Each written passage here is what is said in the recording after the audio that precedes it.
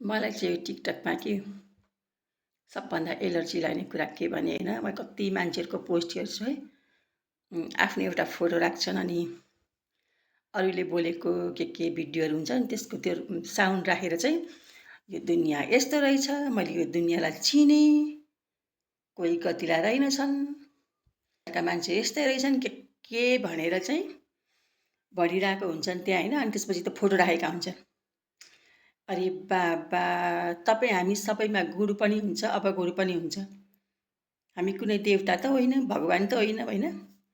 मान्छेमा गुण पनि हुन्छ, अपगुण पनि हुन्छ। अनि अरूलाई चाहिँ एकदम खराबै खराब भन्ने अनि आफू चाहिँ असल भनेर पानीमाथिको बालेबाट आफ्नो एउटा फोटो राख्ने, दुनियाँलाई नाना थरी भन्ने।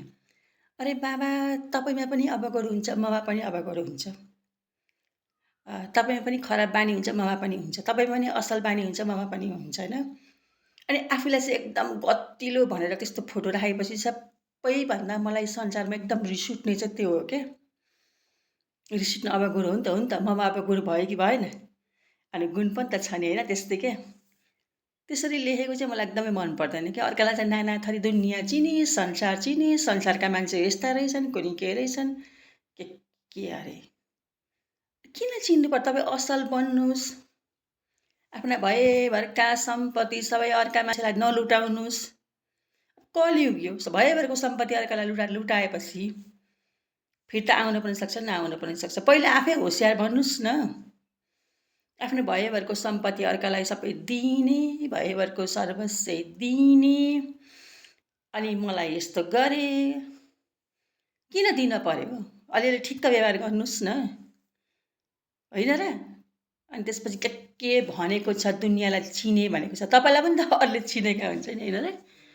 पहिला आफू सतर्क हुने के, ठिक्क व्यवहार गर्ने, सबैसँग ठिक्क व्यवहार गर्ने, आफ्नो भएभरको श्री सम्पत्ति नदिने होइन। अनि पो हुन्छ त। पहिला चाहिँ के नपाएँ भनेर भएभरको श्री सम्पत्ति फुर्केर अर्काले तिमी त कति राम्रो असल भनेको भरमा दिने, अनि फेरि पछि दुनियाँलाई के भनेर एउटा फोटो टाँस्ने। सबैभन्दा मलाई एलर्जी लाग्ने कुरा चाहिँ त्यो हो क्या। यो कलियुग हो बाबा, कलियुग। हामी सबै मान्छे यस्तै हौँ। म पनि खराब छु, तपाईँ पनि खराब हुनुहुन्छ, तपाईँ पनि असल हुनुहुन्छ, म पनि असल छु। त्यो सोच्नुपर्छ क्या। अर्कालाई नराम्रो नराम्रो नराम्रो भन्ने, आफ्नो टपक्क फोटो टाँस्ने, म चाहिँ गतिलो छु भन्ने, त्यो होइन नि। हामी कोही पनि सर्वगुण सम्पन्न छैनौँ के। पहिला आफ्नो थैली भन्छ नि त्यो बलियो बनाउनुपर्छ। बुझ्नुभयो नि। तपाईँ घरमा कोही मान्छे आयो भने एक कप चिया खाना दिनुहोस्, खाना खाने गरी आयो भने खाना दिनुहोस्। कोही मान्छे आए मेरो घरमा भनेर तपाईँ हत्तरपत्त हस्याङ फस्याङ गर्दै न्युरोड गएर मिठो मिठो खानेकुरा ल्याएर त्यसलाई लुगा फाटा गहना दिनुपर्छ भन्ने जरुरी छैन नि त। मिठो हाँसो गरेर एक छाक खाना दिएर दिनुभयो भने त्यसमै मान्छे खुसी हुन्छ नि त। ठिक्क व्यवहार गर्नुपर्छ क्या पहिल्यै।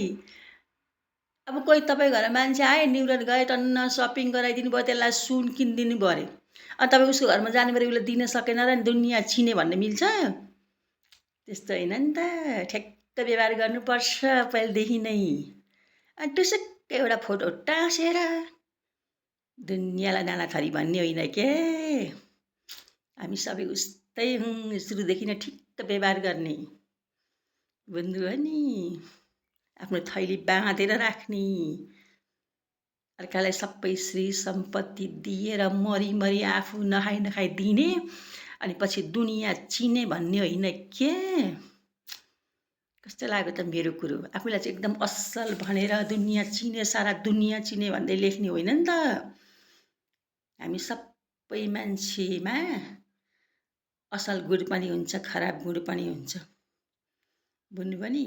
म चाहिँ भन्छु जे कुरामा पनि ठिक्क हुनुपर्छ क्या, मान्छे ठिक्क व्यवहार गर्नुपर्छ।